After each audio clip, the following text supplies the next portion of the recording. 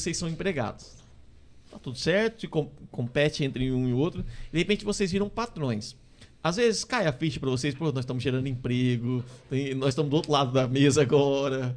Cara, rola muito disso, é muito difícil. Porque por mais que você fala empreendedor, a gente teve a coragem e... Na verdade, vocês acabam sendo empregados do seu próprio negócio, né? Mas é difícil você delegar. Você que nunca delegou, ainda mais para funcionário, você delegar.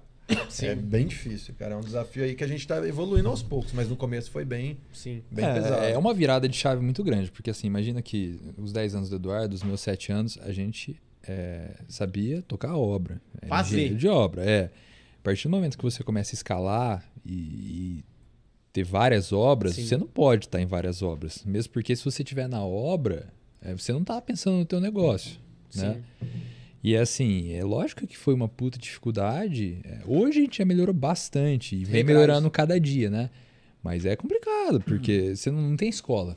Não tem escola. Você ser diretor, você ter uma gestão ali, você não tem um passo a passo. No Brasil, na prática. No Brasil, prática. peca muito nisso, de tipo assim, você sai da faculdade treinado para ser empregado de alguém, cara. Se você pode ser um engenheiro, um advogado, mas você sai da faculdade com a missão de ser empregado de alguém. Fábrica porque de empregado. Não te ensinaram educação financeira, não te ensinaram gestão de pessoas, não te ensinaram a administrar uma empresa. Que era bitorneiro, que você era... fez a Cara, isso é muito louco, porque lá onde a gente trabalhava, e é o jeito dele, é um jeito que para mim... Pro Eduardo funciona, que era... Sob pressão. Sob pressão. Mas hoje você tem que entender cada funcionário que você tem. Cada um tem um ritmo. Tem funcionário que sob pressão funciona muito melhor. Sim. Tem funcionário que sob pressão desespera. Espana. Isso a gente não... Isso é difícil identificar, assim, mas lá era, pelo menos comigo, era sob pressão e funcionava muito. Cara. A gente levava uma chamada de atenção, saía de lá querendo... Chamada de atenção, conhecido como enrabada. Cara, queria desossar, queria falar, vou resolver isso aqui agora. Quero provar que eu sou bom, tá me desafiando. Mas é perfil de pessoa. E já teve, por exemplo, vezes que a gente foi fazer esse tipo de situação na nossa empresa. Eu fiz isso, né, com um estagiário que estava quase virando engenheiro aí e tal. E era o contrário, cara. Quanto mais você batia, mais apático ele ficava. Era aquele cara que ele voava quando você pegava na mão e falava, vamos lá, é assim. Perfil, um cara ensinável. Perfil de pessoas, não é geração, não é nada. Acho que até porque se você pegar o cara diferente, Felipe, o cara que só funciona na pressão e você paparicar muito, você perde ele. Sim. Ele acomoda, vira um folgado. Mas cara. isso quando você é o dono é difícil identificar. Assim, você vai, depois que você pega o jeito, vai indo. Mas até pegar... Eu fico imaginando vocês lidando com peão de obra, cara. Isso deve ser dolorido. Agora os engenheiros nossos, né? Agora os engenheiros, eles devem patinar.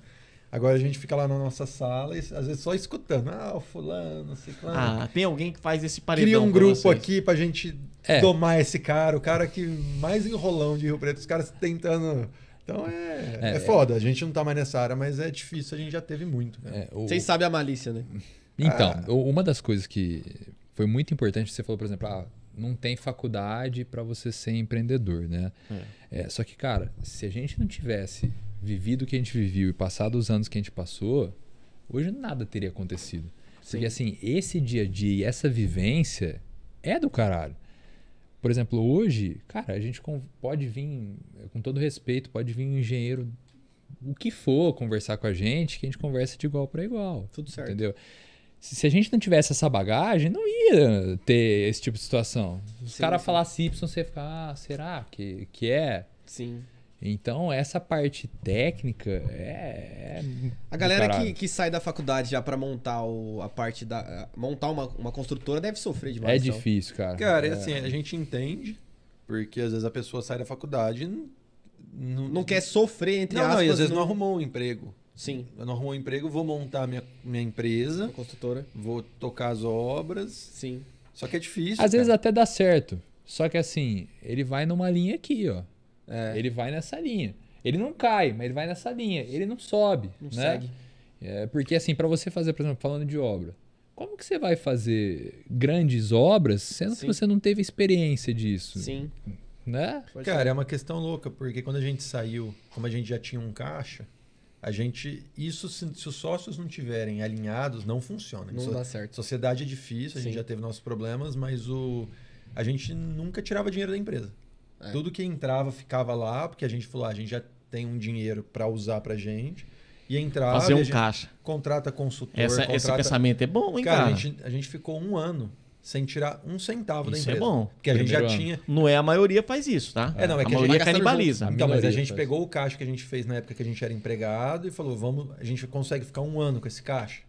Consegue, vamos apertar, consegue. Boa. E o que entrar... Construir. Só, cara, falar com sócio, se você tem um sócio, se vocês não estiverem alinhados com isso, quando envolve dinheiro, cara, Sim. se você não tiver alinhado... Esse ponto que o Eduardo tocou, eu acho que é essencial.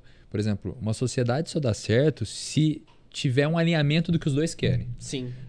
E é muito louco isso, porque às vezes a gente acha que tá alinhado o que os dois querem, só que um tem um plano totalmente...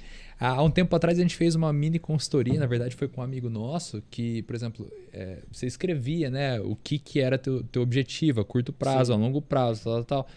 Ele escrevia o dele, eu escrevia o meu. Separado. E depois, na hora de bateu conversar, com algumas... bateu a maioria das coisas. Você leu a dele e você leu a dele. A maioria das coisas legal, bateu. Isso que faz a coisa dar certo. Sim. Mas tinha coisa que ele colocou que eu falei, cala a boca, o que você tá falando? Mas eu acho que a parada é assim, cara, você não aceita tal coisa e ele não aceita tal coisa. Mas ele respeita o que você aceita. Sim. Cara, e você respeita o que ele aceita. Eu acho que é a parada, O ideal é sempre a comunicação pra evitar a briga.